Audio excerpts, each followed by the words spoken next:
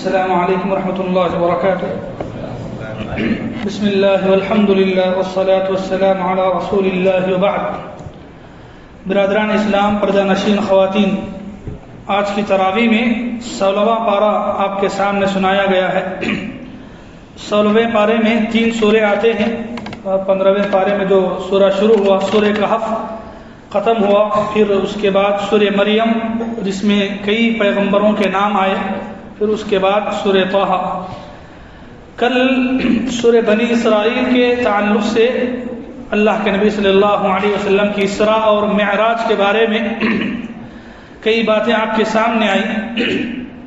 اس کے بعد کا جو دوسرا سورہ ہے سورہ کہف، جس کا ایک حصہ آج بھی پڑھا گیا.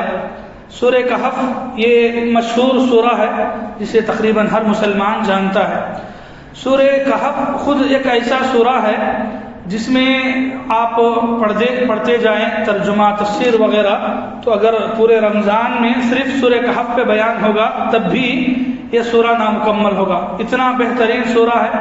اس میں جو واقعات ہیں یہ ہم ویسے تو جمعہ کے دن پڑھتے ہیں، لیکن اگر آپ ترجمہ اور تفسیر کے ساتھ پڑھیں گے تو بات کچھ اور الگ ہوگی. سورہ کہف کے اندر چند آیتیں ایسی ہیں جو یہودیوں کے جواب میں دی گئی ہیں. علامہ ابن کثیر رحمۃ اللہ علیہ اپنی تفسیر میں یہ روایت نقل کی حضرت عبداللہ بن عباس سے کہ مکے کے بعض بڑے بڑے کافر مدینہ گئے، مکے سے مدینہ گئے. مدینہ جانے کی وجہ کیا تھی؟ مدینے کے اندر یہودی تھے، معلوم ہے ہم کو بھی مدینے میں یہودی تھے. تو یہودیوں کے پاس جا کے ان کا ایجنڈا کیا تھا کہ تم اہل کتاب ہو، تمہارے پاس آسمانی کتاب ہے، تم بہت ساری باتیں جانتے ہو، تو کچھ ایسی باتیں نکالو کھود کے کہ وہ باتیں ہم نبی کے پاس لے جا کے رکھیں گے، دیکھیں گے کہ وہ اس کا جواب دیتے ہیں یا نہیں. اگر اس کا جواب دے لیتے ہیں تو مطلب یہ ہے کہ وہ واقعی میں نبی ہیں، اگر نہیں دیتے ہیں تو نہیں ہیں. تو یہودی مشرکوں کو جو مکے کے کافر ہیں ان کو 3 سوالات کرنے کے لیے بولتے ہیں اللہ کے نبی سے، اور وہ سوالات لکھ کر کے دیتے ہیں اور کہتے ہیں کہ یہ ایسے سوالات ہیں جو ایک پیغمبر ہی دے گا، پیغمبر کے علاوہ کوئی اور یہ جوابات نہیں دے سکتا. اس لیے کہ وہ نہ قرآن سے ریلیٹڈ تھے، نہ اللہ کے نبی کے زمانے سے ریلیٹڈ تھے، بلکہ بہت سالوں پہلے. بعض سوالات تو ایسے تھے ہزاروں سال پہلے کے سوالات بھی اس میں کیے گئے یہودیوں کی جانب سے. مقصد کیا تھا؟ پھنسانا تھا. مکے کے کافر آئے، واپس آ کے اللہ کے نبی صلی اللہ علیہ وسلم کو یہ وہ سوالات کیے. وہ سوالات 3 تھے. اس میں سے تیسرا سوال تھا ذوالقرنین کے بارے میں، جس کا ذکر سورہ کہف میں ہوا. اللہ تعالیٰ نے سورہ کہف آیت نمبر 80 پر 3 سے یہ پورا قصہ شروع کیا. اللہ فرماتے ہیں وَيَسْأَلُونَكَ عَنْ ذِي الْقَرْنَيْنِ کہ یہ لوگ آپ سے آ کے ذوالقرنین کے بارے میں پوچھتے ہیں. قُلْ آپ اے نبی آپ کہہ دیجئے قُلْ سَأَتْلُو عَلَيْكُمْ مِنْهُ ذِكْرًا کہ میں تمہارے پاس ابھی اس کے بارے میں چند آیتیں پڑھ کے سناؤں گا. اللہ کے نبی کو کہا گیا. اللہ کے نبی صلی اللہ علیہ وسلم پر وحی نازل ہوئی اور اللہ کے نبی نے ذوالقرنین کے بارے میں پورے آگے کا پورا ایک رکوع یعنی کہ تقریباً 2 صفحے 1 پیج مکمل جو ہے ذوالقرنین کے بارے میں اتارا گیا. اب یہ ذوالقرنین کون ہے؟ لوگوں میں چند باتیں مشہور ہیں جو کہ غلط ہے. اسکندر رومی بول کے ایک بادشاہ گزرا ہے. عام طور پہ پہلے کے مورخین جو ہے ذوالقرنین کے بارے میں اسی کا نام لیتے ہیں، جبکہ وہ بات صحیح نہیں ہے. جس کا نام لوگ لیتے ہیں یا بعض قرآن کے ترجمے میں جس کا نام لکھا گیا ہے وہ ایک مشرک انسان تھا. ذوالقرنین کے بارے میں یہ بات قرآن و حدیث سے ثابت ہے کہ وہ مشرک نہیں تھا بلکہ ایک مسلمان تھا، بلکہ اس سے بڑھ کے یہ کہ وہ توحید پرست انسان تھا. اللہ تعالیٰ نے اس کو بہت کچھ دیا، مال و دولت اللہ تعالیٰ نے نوازا، حکومت اللہ تعالیٰ نے نوازی، لوگوں کا دبدبہ اس کے اوپر تھا. اور اللہ تعالیٰ نے اس کا ذکر جہاں قرآن مجید کے اندر کیا اگر یہ تو نام نہیں ہے، ذوالقرنین کیا ہے؟ نام نہیں. ذوالقرنین کسے کہتے ہیں؟ قرن بولتے ہیں عربی زبان میں سینگ کو. سینگ جو جانور کی سینگ ہوتی ہے نا، تو اسے عربی زبان میں سینگ بولتے ہیں. تو اس کو ذوالقرنین کے نام سے قرآن میں یاد کیوں کیا گیا؟ یہ بادشاہ کو جو ہے، یعنی جب وہ بال مانگ نکالتا تھا تو دو طرف چوٹی کے جیسا بناتا تھا، تو اس وجہ سے اس کو ذوالقرنین کہا گیا. ایک دوسرا معنی مفسرین نے یہ کہا کہ اللہ تعالیٰ نے اس کو دو بڑے ملکوں پر حکومت عطا کی تھی، ایک فارس، دوسرا روم، دو بھی مشہور ملک ہیں. تو یہ دو بڑے ملکوں پر اللہ نے اس کو دبدبا دیا، تو دو بڑے سینگ کے جیسا ہے، تو اس وجہ سے بھی ذوالقرنین اس کو کہا جاتا ہے. ایک تیسری بہت بڑی وجہ یہ نام رکھنے کی یہ ہے، اللہ تعالیٰ نے اس کو مشرق اور مغرب کی حکومت عطا کی. سبحان اللہ، سمجھ رہے ہیں؟ مشرق اور مغرب زمین کی اتنی بڑی حکومت پر ایک بادشاہ جو ہے نافذ تھا، جس وجہ سے اس کو ذوالقرنین، یعنی دو بڑے ملکوں کا یا پھر دو بڑے سمت مشرق اور مغرب کا بادشاہ، تو اس وجہ سے اس کو ذوالقرنین کہا جاتا ہے. قرآن میں اس کا قصہ ذکر ہوا. ذوالقرنین ایک مسلمان بادشاہ تھا. اللہ تعالیٰ کی طرف سے یعنی اس کو جو الہامات دیے گئے. ہاں، یہ بات ایک اور ضروری بات، ذوالقرنین جو ہے ایک مسلمان موحد بادشاہ تھے. وہ نبی نہیں تھے. اس کی دلیل کیا ہے؟ اللہ کے نبی صلی اللہ علیہ وسلم مستدرک حاکم کی پہلی جلد میں یہ حدیث بیان کیے. ذوالقرنین کے بارے میں اللہ کے نبی سے پوچھا گیا تو اللہ کے نبی نے کہہ دیا کہ وہ نبی تھے یا نہیں مجھے اس کا علم نہیں ہے. اللہ کے نبی نے خود بتایا ہے. تو نبی نہیں ہیں. اگر نبی ہوتے تو قرآن میں یا حدیث میں کہیں نہ کہیں نبیوں کے ضمن میں ان کا بھی ذکر ہوتا، تو ذکر نہیں کیا گیا ہے. تو ایک مسلمان موحد توحید پرست نیک انسان تھے، بادشاہ تھے. قرآن نے ان کا واقعہ بیان کیا.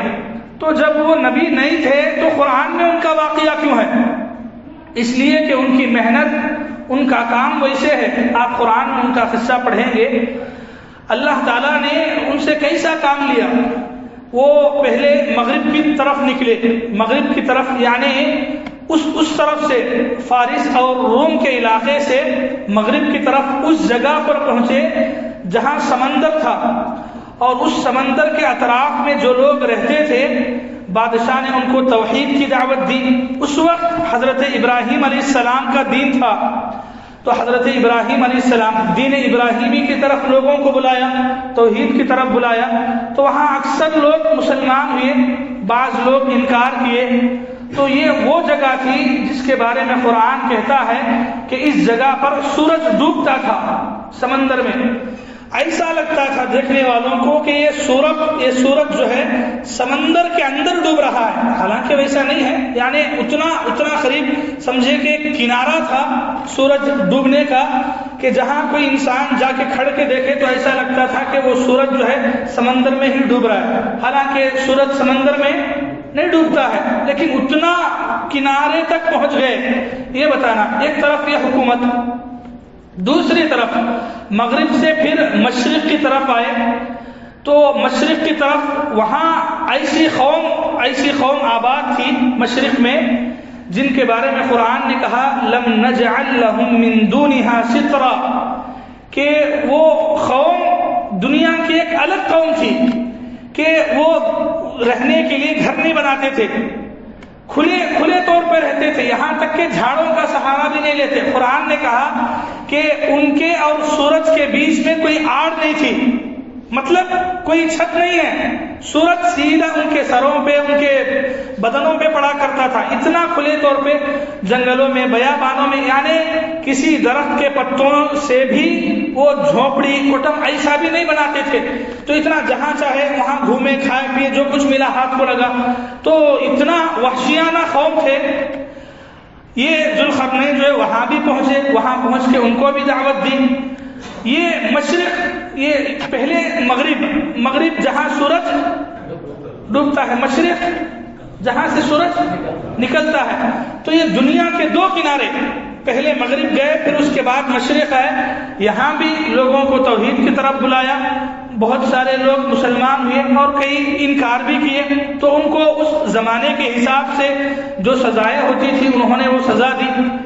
مشرق مغرب کا ہونے کے بعد شمال جنوب کی طرف نکلے تو آگے ایک علاقہ ملا ان کو جہاں کے بارے میں مشہور ہے کہ یاجوج ماجوج وہاں پہ رہنے والے تھے۔ تو قرآن میں اسی سورے میں ان کا واقعہ بھی ذکر ہے، یاجوج ماجوج کا۔ اللہ تعالیٰ نے کہا کہ ذوالقرنین بادشاہ جو ہے جب آگے بڑھتے گئے تو ایک ایسی جگہ پر پہنچے جہاں دو سمت، دو طرف بڑے پہاڑ تھے، بہت بڑے بڑے اونچے پہاڑ تھے، ٹھیک ہے۔ اس طرف یاجوج ماجوج کی قوم تھی اور اس طرف عام انسان رہا کرتے تھے۔ تو انہوں نے دیکھا کہ یاجوج ماجوج جو ہے اس قوم پر، اس طرف جو عام انسان رہتے ہیں تو ان کے اوپر آ کے حملہ کرتے ہیں، ان کے سامان چوری کر کے، ڈکیتی کر کے اٹھا کے لے کے جاتے ہیں۔ تو پہاڑوں کے درمیان میں رہنے والے لوگ تھے یاجوج ماجوج۔ تو یہ حضرت آدم علیہ السلام کی نسل ہی ہے، کوئی ایک نئی قوم، نئی نسل نہیں ہے، حضرت آدم علیہ السلام ہی کی نسل سے یاجوج ماجوج تھے۔ بس ان کی فطرت میں کیا تھا؟ لوٹ مار، لوگوں پہ ظلم کرنا، ان کے پاس جو مال ہے نکال لینا، ان کے گھروں پہ حملہ کرنا، تو ایسا کرتے تھے۔ تو جب یہ بادشاہ ذوالقرنین کا گزر وہاں سے ہوا تو وہاں کے جو لوگ تھے ان کو پتا چلا کہ یہ بادشاہ بہت نیک ہیں، لوگوں کے لیے بہت ہمدردی رکھتے ہیں۔ تو لوگ ان کے پاس گئے اور شکایت کی کہ یہ ذوالقرنین، یہ لوگ ہمارے اوپر آ کے اٹیک کرتے ہیں، ہمارے چیز نکالنے کے لے کر جاتے ہیں، آپ کچھ کیجئے اور ہم آپ کا ساتھ دیں گے، آپ کی مدد بھی کریں گے۔ بہت نیک دل بادشاہ تھے، انہوں نے لوگوں کی جب شکایت سنی تو ان کو بہت برا لگا کہ ایک عام انسانوں پہ اس طریقے سے لوٹ مار کر کے نکال لے کے جانا اچھا نہیں ہے۔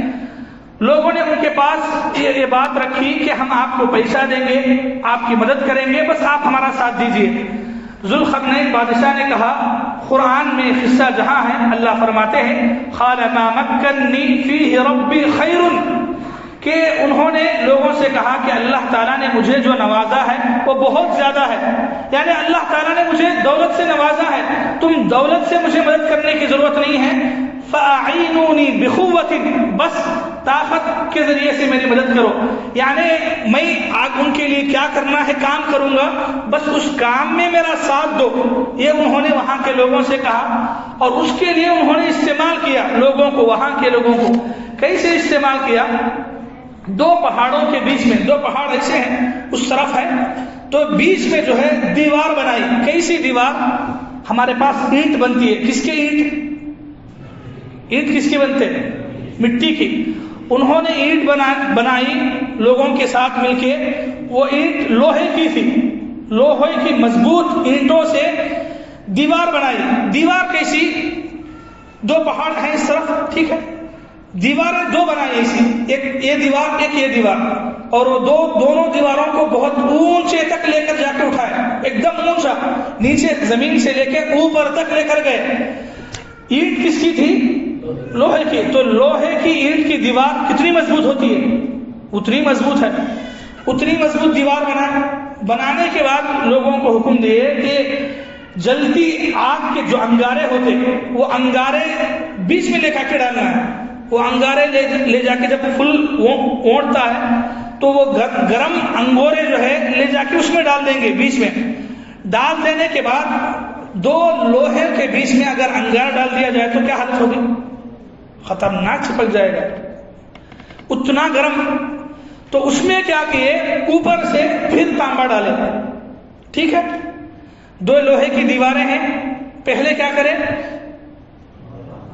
اتاب اور سے سننے ڈیپ میں چلے جانا، کچھ بولا، دو لوہے کی دیواریں بنائیں، بیچ میں کیا ڈالے، ٹھیک ہے، اس کے اوپر پھر کیا ڈالے، تانبا۔ سوچو کتنی مضبوط رہتی ہے یہ ہمارے دیوار، جو یہ تو نہیں لو، جو پہلے زمانے کی جو دیواریں ہوتی تھے پتھر کے، آپ جا کے دیکھیں دلی میں لال قلعہ وغیرہ کے کیسی مضبوط عمارتیں ہیں، سبحان اللہ۔ تو یہ تو پتھر ہے، وہ پتھر نہیں، وہ کیا ہے، لوہا، پھر اس میں آگ، پھر اس میں تانبا، اتنی مضبوط دیوار تھی۔ ایک تو ہائٹ بنائے کہ کوئی چڑھ کے نہیں آ سکتا تھا. چڑھ کے کیوں نہیں آ سکتا تھا؟ اس لیے کہ ہائٹ ہے. دوسرا کیا ہے؟ پھسلتی ہے. اتنی چکنی ہے کہ چڑھ ہی نہیں سکتے, پھسلتی ہے. نارمل ایسے ٹیس پہ چڑھ سکتے ہیں کہ آپ اتنی دور تک, تو اتنی لمبی دیوار ہے کہ ایک تو لمبی بھی ہے اور دوسرا کیا ہے؟ پھسلتی ہے, چکنی ہے, جس وجہ سے لوگ چڑھ نہیں سکتے تھے, چڑھنے کی طاقت نہیں تھی. اب بچا کیا؟ دوسرا راستہ سوراخ ڈالنا. بچا کیا ہے؟ سوراخ ڈالنا. سوراخ ڈال سکتے ہیں؟ سوراخ نہیں ڈال سکتے. تو وہ یہ پورا کام جو ہے ذوالقرنین بادشاہ, وہ لوگوں کی شکایت سن کے وہ ایک کام کیا. کرنے کے بعد کہا قال ھذا رحمت من ربی, کہ یہ میرے رب کی رحمت سے کام ہوا ہے. اللہ اکبر. اتنا بڑا محنتی کام جی, اتنا بڑا محنتی کام اکیلے اپنے مال و دولت کی بنیاد پہ کر رہے ہیں. بس لوگ ساتھ دیے, لیکن جتنا خرچہ ہے وہ سب کون برداشت کر رہے ہیں؟ سبحان اللہ. اتنا نیک دل بادشاہ. اب بتاؤ کون ہے اتنا نیک دل بادشاہ جو ہے لوگوں کو تکلیف جو پہنچ رہی تھی, لوگوں کی تکلیف کو دور کرنے کے لیے ایسا کیا. اور اس کے بعد کام ہونے کے بعد کہا ھذا رحمت من ربی, یہ اللہ کی رحمت کی طرف سے ہوا ہے. پھر آگے کہا قال ھذا رحمت من ربی فاذا جاء وعد ربی. اب تو ہم نے دیوار بنائی ہے, اب تمہارے لیے سیفٹی ہے کہ وہ تم تک نہیں پہنچیں گے, ماریں گے نہیں, تمہارا مال لوٹ کے نہیں لے کے جائیں گے. فَإِذَا جَاءَ وَعْدُ رَبِّي, لیکن ایک دن آئے گا جب میرے رب کا وعدہ ہوگا. جَعْلَهُ دَكَّا, تو یہ دیوار ریزہ ریزہ ہو جائے گی, یعنی یہ دیوار پھوڑ دی جائے گی, اس کے بعد وہ نکل کے آ جائیں گے. ٹھیک ہے. یہاں تک یہ پورا ایک واقعہ ہے جو قرآن نے بیان کیا سورہ کہف کے آخری رکوعات میں. اب آپ یاجوج ماجوج کے لیے جو حدیثیں بیان کی گئی ہیں وہ حدیثوں میں جائیں. یاجوج ماجوج اس وقت ان کا کیا کام ہے؟ ان کا کام کیا ہے؟ سوراخ کرنا. ہم اتنا ہی سنیں کہ یاجوج ماجوج ایک دیوار کے پیچھے قید ہے, وہ دیوار میں سوراخ کر رہے ہیں. تو وہ دیوار کون سی ہے؟ یہ اگر دیوار ہمارے حساب سے, یعنی لوگ جیسے سمجھتے ہیں نارمل دیوار ہے تو پھوڑنا کوئی بڑا کام ہے نہیں, وہ تو آسان کام ہے. تو وہ دیوار میں سوراخ کرنے اتنا وقت کیوں لگ رہا ہے؟ یا پھر اللہ تعالیٰ کی مشیت کے پیچھے جو راز ہے وہ کیا ہے؟ یہی کہ وہ دیوار ہی اس قدر مضبوط اور طاقتور ہے کہ مخلوق آسانی سے اس کو زیر نہیں کر سکتی ہے.